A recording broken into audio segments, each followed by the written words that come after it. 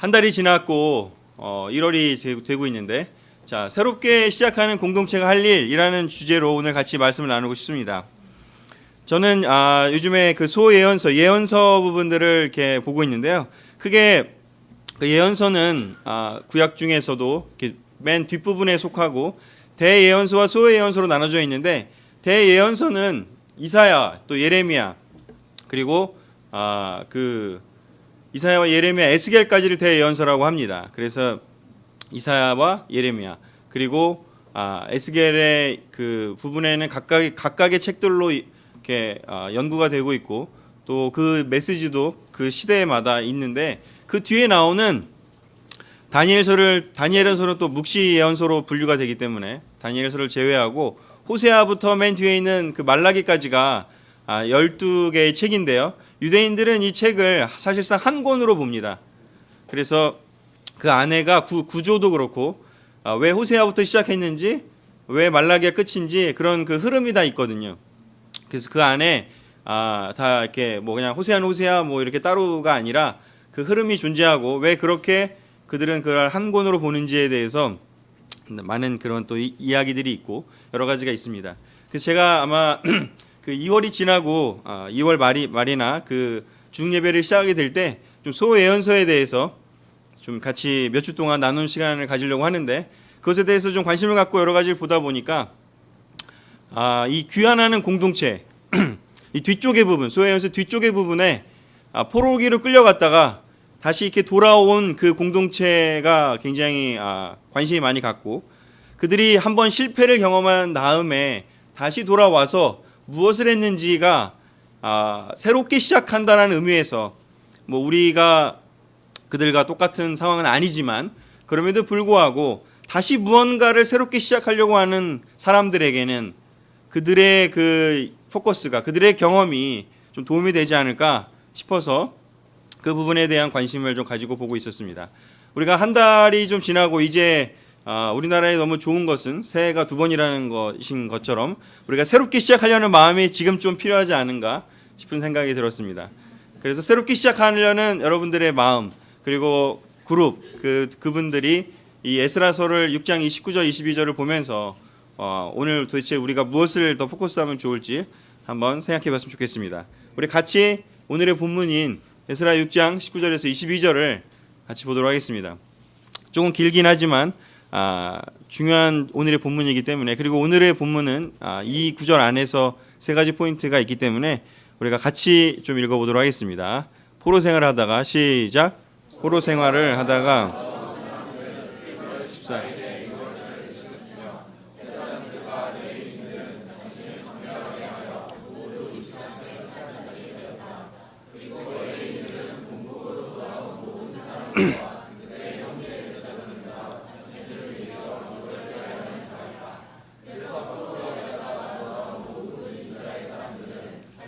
더러운 관습을 버리고 이스라엘의 하나님 여호와를 찾는 그 땅의 이방 사람들과 함께 유월절 제물을 먹고 또 7일 동안 누룩을 넣지 않고 빵을 만들어 먹는 무교절을 지켰다.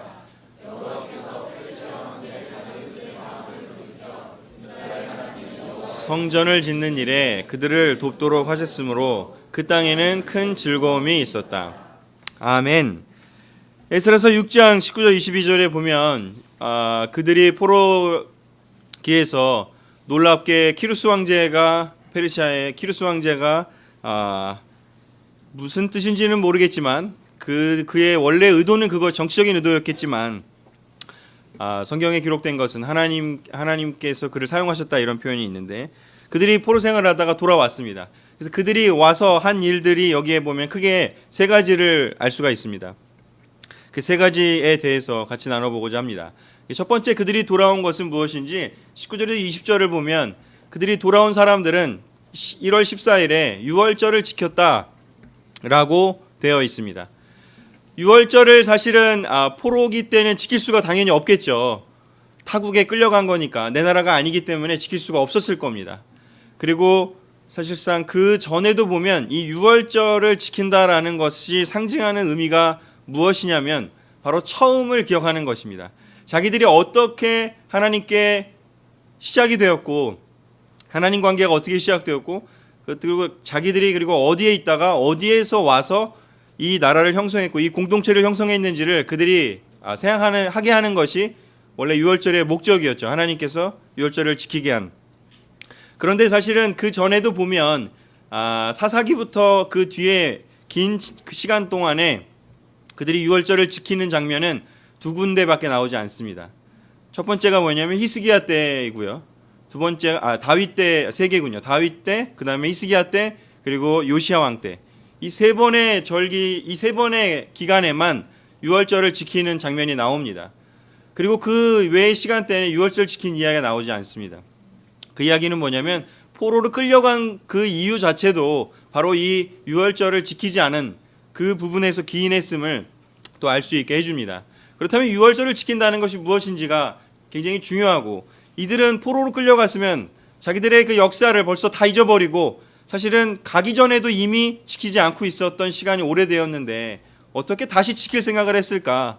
그것을 생각하면 굉장히 놀라운 일들이 그 에스겔서에서 보면 에스겔이라는 선지자도 포로기에서 일어난 선지자였고 그 페르시아 땅에서 일어난 사람이었고, 그리고 이 에스라도 그 당시에 그 율법학자로서 그 어려운 포로기 식민지 상태에서 그 율법을 그 연구하고 그것을 지켜내고 우리가 무엇을 잘못했는지를 고민하는 사람들이 그 어려운 시간 동안에도 있었다라는 것을 의미합니다. 그래서 그들이 다시 유월절을 돌아와서 지키게 한 것도 바로 이 제사장들과 레위인들의 역할이었고, 그 중에 대표적인 역할을 하는 사람이 바로 에스라가 되겠습니다. 그래서 이들이 유월절을 지킨 것은 굉장히 중요하고, 우리 또한 다시 한번 뭔가 새롭게 하기 위해서는 이 유월절을 지키는 마음, 우리가 유대인이 아니기 때문에, 또 그리고 유대인이라 할지라도 지금은 예수님의 시대이기 때문에 유월절을 지키는 것이 우리의 구원과 특별하게 연결되어 있지는 않습니다. 그런 절기를 지키는 것이 무슨 의미가 굳이 이렇게 의식상의 의미는 없습니다. 하지만 유월절을 지킨다라는 것이 의미하는 그 본뜻, 그 마음은 굉장히 중요하다는 것입니다. 우리가 어디서 왔고 어디에 가고 있고 하는 그 본뜻을 아는 것은 매우 중요합니다. 우리 그 단지의 신채호 선생님께서 했다라고 추정이 되는, 아니라고 주장하는 학자도 있지만 이 말이 있겠죠. 역사를 잊은 민족에게 미래가 없다. 그 말을 그 신채호 선생님이 했다라고 하는 부분이 있고, 또 윈스턴 처칠 경도 영국의 수상이었던 제2차 세계대전을 승리로 이끈 처칠의 경우에도 이런 말을 했습니다. A nation can forget its past has no future. 그러니까 그 과거를 잊어버린 나라는 미래가 없다라는 것이죠. 같은 맥락의 이야기인데요. 왜 이런 이야기들을 그 어려운 시간대에 했습니다. 평화의 시대 때 별로 하지 않습니다. 처칠도 그렇고 신채호 선생님도 그렇고 이런 이야기를 미래를 위해서 역사를 돌아봐야 한다라는 이야기를 했다라는 거죠. 성경도 이런 맥락의 이야기를 합니다. 어디에 나오는지 바로 전도서에 나오게 됩니다. 전도서에 어떤 맥락이 나오는지 해 아래 새 것은 없다 이렇게 나오죠. 그 이야기는 무엇인가? 역사는 반복된다라는 것입니다. 모든 스토리는 반복이 되고요. 겉모양만 변할 뿐이지 내용과 본질은 사실상 변하지 않습니다. 기술의 발달이 있고 새로운 물질이 발견되고 새로운 그런 양식이 발견될 뿐이지 인간의 본질과 우리의 그 삶의 양식에 들어있는 우리의 그 정신은 계속해서 본질인 유사하고 또 이렇게 순환된다라는 것이죠. 그래서 사실은 드라마나 그런 그 개그 코미디 이런 걸로 봐도 사실은 포맷만 달라지지 옛날에 했던 것이 사실은 반복이 될 수밖에 없습니다. 그래서 제가 이전에 대중문화론과 이런 수업 들을 때도 세계에 7가지의 이야기가 있다고 합니다. 전 세계에 있는 7가지 원형, 그 이야기에서 벗어나지 않는데요. 사실은 계속해서 이렇게 바꿔가면서 요즘 그 시대에 맞는 어떤 그런 백그라운드와 문화를 가지고 표현할 뿐이지 본질은 바뀌지 않는다는 거죠. 대표적인 것도 우리 그 어렸을 때 우리는 요즘에 아이들 그 대학생들 20대, 제가 20대를 보고 아이들이라고 하는 나이가 됐지만 하여튼 그 20대 젊은 친구들이 좋아했던 그 종편 그런 프로그램 중에 하나가 약간 연애하는 설레임, 하트 시그널 이런 프로그램들이 있는데 잘 제가 보다 보니까 사실 우리 때도 옛날에 있었어요. 그죠? 사랑의 스튜디오. 예를 들자면 사랑의 짝대기 결국은 그 얘기잖아요. 그리고 이렇게 우리 결혼했어요. 우결, 우리 바이브톡 이름이기도 했었지만 그런 것처럼 시대를 변하면서 그 포맷을 이렇게 변해가면서 간다라는 거죠. 뭐 대중문화도 그렇지만 우리의 그 본질적인 것, 우리의 영성, 우리의 공동체에 있어서도, 우리의 개인에 있어서도 우리의 본질이 의미하는 것은 돌아보는 것이 굉장히 중요합니다. 고린도전서 1장 26절을 또 같이 한번 읽어보겠습니다. 형제 여러분, 시작. 형제 여러분, 여러분을 부르셨을 때 어떠했는지를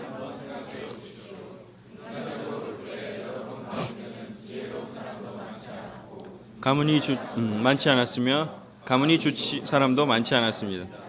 그러나 하나님은 세상에 지혜로운 사람과 강한 사람들을 부끄럽게 하시려고 어리석고 약한 사람들을 택하시고 세상이 대단한 인물로 여기는 사람들을 형편없이 낮추려고 천한 사람과 멸시받는 사람과 보잘것없는 사람들을 택하셨습니다.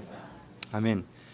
제가 지금 너무 이렇게 더운데 저 뒤에 두 개를 좀 꺼주시면 좋지 않을까 싶네요. 예, 지금 계속 목이 좀 건조한데 꺼도 이제 충분히 우리의 열기로 우리가 춥진 않으니까 괜찮겠죠? 네. 여기에 보면 신약에도 예수님도 바울도 이야기하는 부분이 무엇인지 우리를 택하신 이유가 무엇인지 우리가 지혜로웠기 때문도 아니고 우리가 강했기 때문도 아니고 우리가 대단한 사람이었기 때문도 아니라고 이야기를 하고 있습니다. 우리가 언제 어떤 상태에 있을 때 우리를 선택했는지 우리가 우리 스스로를 무력하다고 인정하고 깨달았을 때 그렇게 우리를 선택했다라고 이야기합니다. 자기 스스로를 무력하고 도움이 필요하고 하나님 필요하다고 인정하는 사람이 아니면 하나님께 나아갈 수가 없습니다. 여기에 계신 모든 분들도 아마도 그런 과거에 그렇게 본인 스스로가 무력하고 하나님이 필요한 사람이라는 것을 인정하고 낮은 마음으로 하나님께 갔던 시절이 있었을 겁니다. 하지만 그 이후에 한번 돌아보시기를 부탁드립니다. 요즘은 여러분은 어떤 사람이 더 되려고 하는지요? 여러분들을 더 하나님께 드러내놓고 하나님이 여러분들을 쓰실 수 있는 그런 존재가 되기 위해서 더 노력을 하는지, 아니면 여기에 나온 것처럼 하나님이 선택하시지 않고 싶어하는 그 사람들처럼 지혜로워지려고 노력하고 강해지려고 노력하고 대단한 사람으로 세상에서 여김받는 것에 혹시나 마음이 가 있지는 않은지를 한번 생각해 보시기를 권하고 싶습니다. 우리가 본질을 기억하는 것, 유월절을 지킨다는 의미는 바로 자기 자신이 어떤 상태에 있었을 때 우리가 하나님께서 우리를 불렀는지를 기억하는 것입니다. 그런 의미에서 자기 자신과 옆에 있는 사람들을 본다라는 것은 바로 어떤 것인지, 내 주변에 있는 것들, 나 스스로를 생각할 때도, 내게 주어진 그 모든 물질이나 환경이나 그 모든 것들을 생각할 때도, 사람들을 생각할 때도 그 모든 것들을 당연하게 여기지 않는 것이 바로 그 마음에서 비롯된다고 생각합니다. 내게 있는 모든 것이 당연한 것이 아니라 하나님의 은혜로 지금까지 주어졌음을 우리가 기억해야만 합니다. 아멘. 그런 의미에서 스스로도 생각하고 옆에 있는 사람들도 우리가 너무 자주 만나기 때문에 어떤 의미에서 너무 당연하게 여길 때가 있습니다. 그런 의미에서 우리 옆에 계신 분들에게 당신은 당연하지 않습니다 라고 우리가 한번 얘기해 주면 좋을 것 같습니다. 아멘. 당신은 정말 당연하지 않습니다.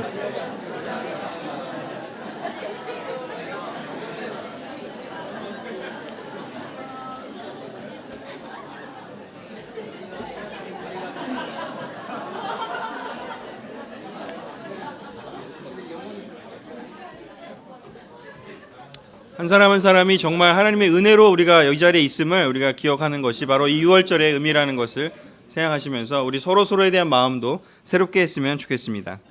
두 번째는요, 6장 21절 22절에 보면 6월절을 지키고 난 후에 그들은 무엇을 했느냐 보면 이렇게 나옵니다. 그래서 포로로 되었다가 돌아온 모든 이스라엘 사람들은 자기들의 더러운 관습을 버리고 이스라엘 하나님 여호와를 찾는 그 땅 이방 사람들과 함께 6월절 제물을 먹었다라고 이야기를 합니다.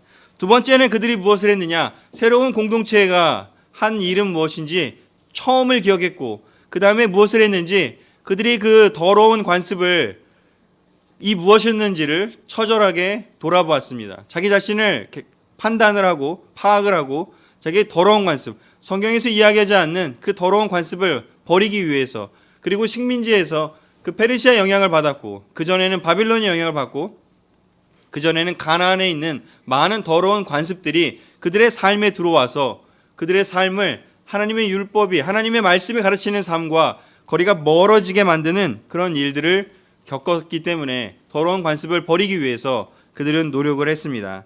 그냥 옛날에 내가 그렇게 하나님께 돌아왔구나, 좋은 마음이 있지만 그 좋은 마음 갖고 모든 것을 현실적으로 해나갈 수는 없습니다. 실질적으로 우리의 삶을 변화시킬 필요가 있다는 거죠. 그 변화시키는 것의 첫 번째는 무엇이었는지 바로 더러운 관습을 찾아가지고 버리는 일을 했습니다. 우리에게 있는 그 포로기가 된, 그 식민지가 된 그 사람들에게 식민지로 가게 한, 포로가 되게 한 더러운 관습도 존재했고, 식민지가 되어서도 계속해서 그 압제당하고 거기서 형성한 습득된 더러운 관습도 존재했습니다. 우리 또한 그런 더러운 관습이 무엇이 남아있는지, 우리가 세상에서 가지고 온 것들이 무엇인지, 그리고 예전에 다 버리겠다고 결정했지만 다시 우리의 삶에 끌어들이고 있는 것은 무엇인지 우리가 한번 돌아볼 필요가 있습니다. 우리의 더러운 관습은 무엇일까요? 이 그림에 보면 왼쪽에 있는 장면은 우리나라 속담을 이제 형상한 건데, 현대적으로 형상한 건데 무슨 속담일까요? 네, 밑 빠진 독에 물 붓기라는 그 속담을 정말 독을 갖고 표현하는 것도 많이 있지만 현대적으로는 수도꼭지에 담아서 표현하는 그림도 있었습니다. 밑에 구멍이 나 있는데 그 위에 계속해서 뭔가를 퍼붓는다는 것은 의미가 없습니다. 아무리 우리 밑에 있는 것들이 더러운 관습을 버리지 않은 상태에서 아무리 많은 교제를 하고 아무리 많이 모이고 아무리 많이 기도하고 아무리 많이 말씀을 보고 그저 그냥 위안을 받는다 하더라도 그것은 종교적인 습관밖에 되지 않는다라는 거죠. 근본적인 구멍을 메꿔야 된다라는 거죠. 오른쪽에 있는 것은 리비히의 법칙이라는 최소량의 법칙인가요? 여러 가지 우리 몸에 필요한 물질에 대한 생물학에 나오는 이야기인데, 다른 많은 것들이 채워져 있더라도 어떤 한 요소가 우리에게 부족하다면 그 부분에 있어서 우리가 몸이 병이 걸린다라고 이야기를 합니다. 바로 이 서양에 있는 이 원리나 동양에 있는 이 원리나 궁극적으로 이야기하는 것은 무엇이냐면, 우리가 우리 삶에 궁극적으로 정말 우리의 그 더러운 관습, 그 남아있는 그것을 바꾸려는 노력을 하지 않는다면, 그 삶을 변화시키지 않는다면, 다른 아무리 자꾸 어떤 것들을 채우는 그런 일을 한다 하더라도 우리의 삶에는 계속해서 문제가 남아있고 결국은 아무리 하는 그 노력들이 허사가 될 거라는 것을 의미한다라는 거죠. 또한 병이 들 것을 이야기한다라는 것이죠. 단지 종교적인 행위를 한다고 해서 변할 것이 아니라 거기서 더 나아가서 그들이 했던 것은 무엇인지 더러운 관습을 버리는 것이었습니다.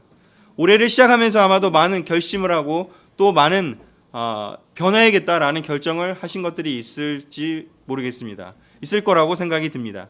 한 달 동안 어떠셨습니까? 잘 하고 계십니까? 아니면 다시 세우셔야 되는 시간대가 오셨습니까? 지금 우리 한번 다시 돌아보기를 원하고, 우리 요한일서 2장 15절 17절에 요한이 또 이 부분에 대해서 이야기하는 것을 우리 같이 읽었으면 좋겠습니다. 여러분은 시작. 여러분은 세상이나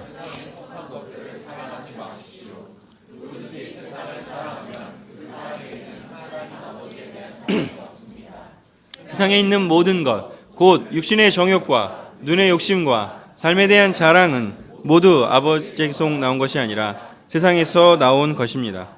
이 세상도 그것이 다 욕망도 다 지나가지만 하나님의 뜻을 행하는 사람은 영원히 삽니다. 아멘. 요한도 이야기합니다. 우리가 하나님 안에 제자가 돼서 예수님의 몸된 교회를 형성하고 우리가 많은 일들을 할 수 있다고. 하지만 그 안에 있다고 하는 것 자체가 전부가 아니라 그 안에서 우리의 영적인 싸움이 있음을 이야기합니다. 세상을 사랑한다면 하나님 아버지에 대한 사랑이 없다라고 이야기합니다. 두 개가 공존하고 싶은 것이 우리의 마음이지만, 양다리를 걸치는 것이 우리의 마음이지만 그렇게 할 수 없음을 이야기하고 있습니다. 세상에 있는 것들을 설명하는데 이 세 가지를 이야기하고 있습니다. 첫 번째, 육신의 정욕이요, 우리의 몸을 기쁘게 하는 것을 이야기하고 있습니다. 여전히 우리의 삶에 우리의 몸은 제자가 됐다 하더라도, 우리의 영이 제자가 됐다라고 하더라도, 우리의 영이 하나님께 나아가고 싶다고 하더라도 우리의 몸은 끊임없이 우리의 몸을 기쁘게 하는 것에 우리를 붙잡아 매려고 합니다. 대표적인 것이 무엇이겠습니까? 음란한 마음이지 않겠습니까? 우리의 마음이, 우리의 몸이 계속해서 우리의 몸을 기쁘게 하려는 그 일들 중에 하나가 바로 음란한 마음이겠죠. 요즘 여러분은 어떠십니까? 우리의 마음이 음란의 마음에 다른 여자의, 다른 이성의 그런 몸을 보라고 하는 수많은 광고들과 수많은 그런 유혹들이 있는 곳이 세상입니다. 결혼했다고 해서, 제자라고 해서 그 유혹이 없어지라는 법이 없습니다. 여러분은 요즘에 어떠십니까? 그리고 혹시나 넘어지셨다면 요즘에 고백하고 계십니까?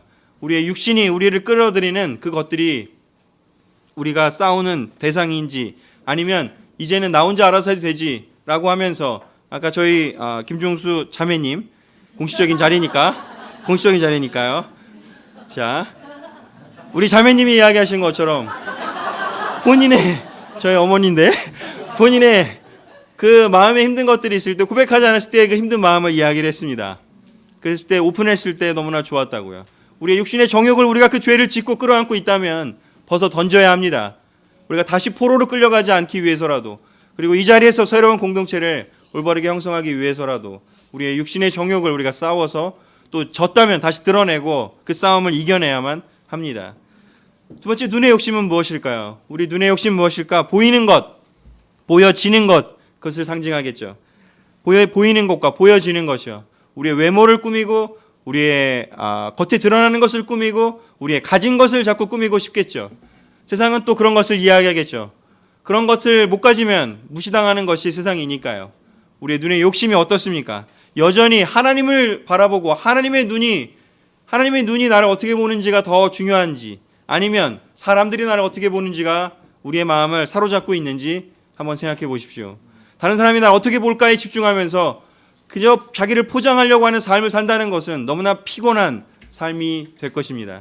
있는 그대로를 드러내도 하나님이 우리를 사랑한다는 것을 아는 사람들은, 또 그러한 마음을 가지는 사람들은 서로를 대할 때 포장하는 사람에게, 겉으로 드러나는 잘 보이는 사람에게 우리의 마음이 가지를 않습니다.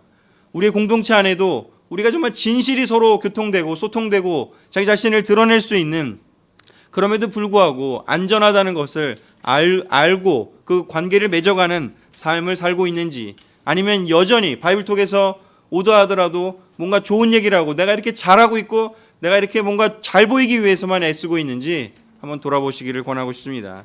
교회에 온다 하더라도 그런 마음을 갖고 있다면 여러분들은 계속해서 힘든, 매달려 있는 삶을 살 수밖에 없을 것이고, 언젠가는 사탄한테 끌려가서 다시 사탄의 포로가 될 수도 있습니다. 보이는 것과 보여지는 것에 포커스하는 삶은 그만큼 우리가 싸우고 피해야 될 삶입니다. 세 번째, 무엇인지 삶에 대한 자랑이요. 삶에 대한 자랑은 뭘까요? 삶은 일시적입니다. 이 세상에 물론 40년, 50년 우리 남아있는 삶을 살기 위해서 돈도 벌어야 하고 많은 것들을 해야 합니다. 그것에 대한 것들도 정말 필요합니다. 하지만 그것이 자랑이 되고 그것이 하나님이 채워주는 그저 그냥 일용할 양식에 불과한 것이 아니라, 그것이 정말 자랑이 되고 그것이 축적을 하고 싶고 쌓고 싶고 드러내고 싶은 것이고 남기고 싶은 것이라면 위험한 상태에 있는 것입니다. 비인간적인 것보다는 인간적인 것이 훨씬 좋습니다. 그렇지 않습니까? 인간적인 것 되게 좋은 거죠. 비인간적인 거라는 것의 상대의 개념으로 보면요. 하지만 인간적인 것은 영적인 것에 비하면 위험한 것에 해당합니다. 왜냐하면 인간적인 것은 삶에 대한 자랑이고, 인간적인 것은 일시적인, 우리가 살아있을 동안에 존재하는 중요한 필요한 것이지 영원을 바라보고 영원을 생각하는 것은 아니기 때문입니다. 영적인 것은 무엇인가? 영적이라는 것은 바로 영혼을 의미하는 것이고 영혼을 의미하고 영원을 의미하는 것이죠. 우리가 궁극적인 것, 하나님의 세상에서 있는 것, 그것이 바로 영적인 것이겠죠. 우리가 정말 영원한 것을 생각하는지, 아니면 이 세상에서만 중요한 그 일시적인 것, 삶에 대한 자랑의 인간적인 것, 그런 것에 우리가 포커스하고 있는지 돌아보기를 권하고 싶습니다. 나는 인간적이고 따뜻하기 때문에, 나는 그냥 그저 관계를 잘 맺고 있기 때문에 괜찮은 것 같다. 위험할 수 있다라는 거죠. 비인간적인 것에 우리가 상대 개념으로 비교하는 삶이 아니라 영적인 걸 추구하는 사람이 돼서 더 나은 길로 예수님이 인도하셨던 그 길을 가야 합니다. 그 영적인 것에 포커스했던 예수님이 바로 그 인간적인 이야기라는 베드로에게 사탄이라고 이야기한 것이 바로 이 이유가 될 것입니다.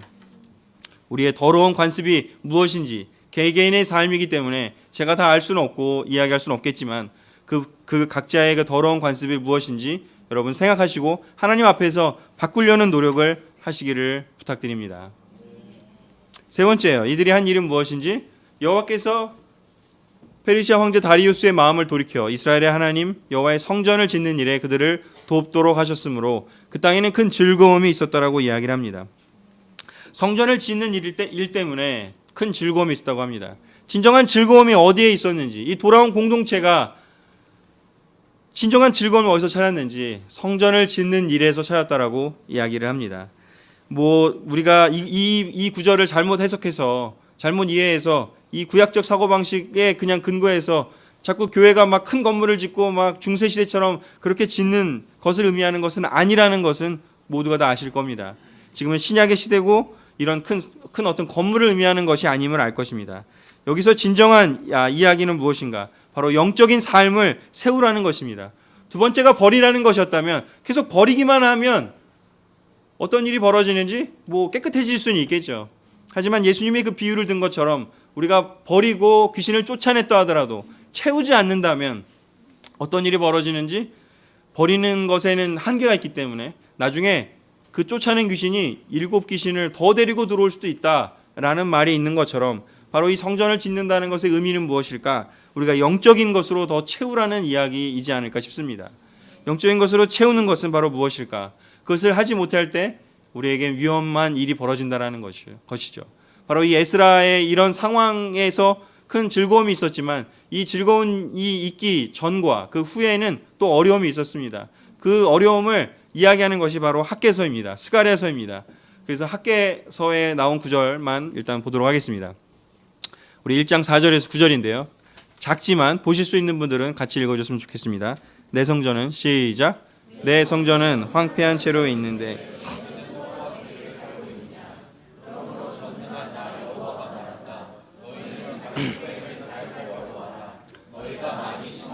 적게 거두었으며 너희가 먹어도 배부르지 않고 마셔도 흡족하지 않으며 입어도 따뜻하지 않고 품삯을 받아도 구멍 뚫린 지갑에 넣는 격이 되었다. 전능한 나 여호와가 말한다. 너희는 잘 살펴보아라. 너희는 산에 올라가서 성전을 건축하라. 그러면 내가 그것으로 기뻐하고 영광을 얻을 것이다. 이것은 나 여호와의 말이다. 너희가 많은 수확을 기대했으나 얻은 것이 적었으며 너희가 수확한 것을 집으로 가져갔으나 내가 그것을 날려버렸다. 그 이유가 무엇이냐? 내 집이 황폐한데도 네가 자기 집안 일에만 급급하였기 때문이다. 이 학개의 이야기를 보면 성전을 짓는 일에 어려움이 있었음을 이야기하고 있습니다. 포로로 돌아왔을 때 그들이 그냥 성전을 잘 지을 수 있었던 것은 아니었습니다. 일단은 돌아왔기 때문에 자기 집을 수리해야 됐고 자기 해야 될 일들을 해야 됐습니다. 그것은 나쁜 것이 아닙니다. 해야 됩니다. 하지만 거기에만 멈춰 있고 거기에만 계속해서 개인의 삶에만 그렇게 포커스를 했을 때 학개는 하나님의 음성을 듣고 하는 이야기는 너희가 너희 것만 개인 것만 그렇게 자기 것만 그렇게 추구하다가 끝날 거냐고. 성전을 황폐해 있는데 그대로 너희 호화 주택을 만들었는데 거기까지만 하고 끝날 거냐고 이야기를 합니다. 공동체가 함께 해야 될 일이 남아 있다고요. 성전을 짓는 거라고요. 하나님의 영광을 다시 세우는 일이라고요. 그래서 그 일에 대해서 이야기를 하고 또 많은 도비아와 산발랏이라든가 기존에 남아있던 많은 사람들이 또 그들을 공격을 해서 어려움을 겪는 일들이 있었습니다. 그 과정을 이겨내고 그 다음에 바로 에스라 6장에 나온 것처럼 성전을 완성하는 그런 기쁨을 그들이 겪게 됩니다. 그런 도전을 이겨내고 어려움을 이겨내고 그들이 그런 기쁨을 성전에 완공하는 기쁨을 얻게 됩니다. 자, 우리의 시대에도 생각해 보면요. 여러분은 어떠십니까? 예수님이 꿈꾸었던 것, 우리가 제자가 될 때 공부했던 것은 무엇입니까? 세상을 바꾸는 것을 꿈꿨습니다. 대한민국을 뒤집어 엎는 것을 영적인 것으로 완전히 바꾸는 것을 꿈꾸었었습니다. 한 사람의 삶을 변화시키는 것이 이 온 우주를 변화시키는 것과 같다라는 것을 알고 한 명 한 명을 잃어버린 사람들을 영혼을 구하기 위해서 우리 모두가 기쁨으로 그 삶을 시작했습니다. 그 예수님의 꿈에 동참하는 그 일원이 되는 것에 기쁨으로 시작을 했습니다. 하지만 여러분은 어떠십니까? 포로로 잡혀갔다 와서 어쩌면 자기 자신의 그냥 삶만, 자기 자신의 호화 주택만에 포커스하고 있지는 않으십니까? 하나님이 궁금해하시는 것, 예수님이 포커스하시는 것, 이 세상을 바꾸고 잃어버린 사람들을 구원하고 도움이 필요한 양떼들을 돌보는 것이요. 힘들어하는 사람들을, 병자들을 고치고 도움을 구하는 필요가 있는 곳들에 우리의 눈을 돌리는 것에 우리는 어떤 마음이 있습니까? 하나님은 학계를 통해 이야기합니다. 그런 마음을 갖고 산다면 절대로 거기에는 행복이 없을 거라고 이야기합니다. 그런 마음을 갖는다면 그 모든 것들도 원하는 만큼 결코 얻게 하지 않을 것이라고 이야기합니다. 내가 그것을 날려버렸다라고 표현하고 있습니다. 우리의 영적인 마음이, 우리의 마음이 작아지지 않게 우리가 살펴봐야 됩니다. 성전을 짓는 것은 무엇인지 하나님의 영광을 세우는 것입니다. 하나님의 영광은 이 세상을 바꾸는 것입니다. 예수님의 영광은 모든 민족을 제자로 삼는 것이었습니다. 예수님의 꿈은 대한민국을 변화시키는 것이었습니다. 기독교 인구가 많다고 하지만 이 땅에 엉뚱한 기복적인 정말 하나님의 영광이 아니라 자기들의 성전만을 채우고 있는 사람들이 얼마나 많습니까? 그것을 변화시킬 미션의 그 사명이 우리에게 있다고 생각합니다. 하나님의 부르심에 응답하는 사람들에게 있다고 생각합니다. 고린도전서 3장 16절 17절 우리 마지막으로 읽고 마치도록 하겠습니다. 여러분은 성전인 것과 성령님이 여러분 안에 계시다는 것을 모르십니까?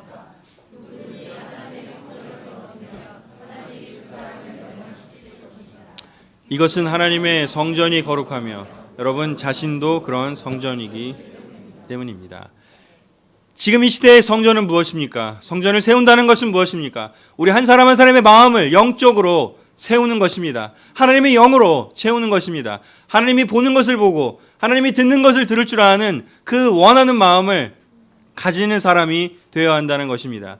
내 필요를 보고 나는 어떻게 될까? 내 가정은 어떻게 될까? 내 아이들은 어떻게 될까? 내 삶은 어떻게 될까? 물론 생각해야 되지만 거기에만 멈추라는 것이 아니라는 것입니다. 그것이 나쁜 것이 아니라 그것이 인간적인 생각인 것이지만 거기를 넘어서서 우리는 영적인 것, 하나님의 마인드, 하나님의 꿈, 하나님의 세계에, 영적인 세계에 우리 자신이 더 참여하고 들어가야 되는 것입니다. 여러분의 성전이 세워지고 있는지 아니면 자기 자신의 호화 주택이 세우는 것에 포커스하고 있는지 살펴보시기를 바라면서 오늘의 말씀을 마치도록 하겠습니다. 아멘.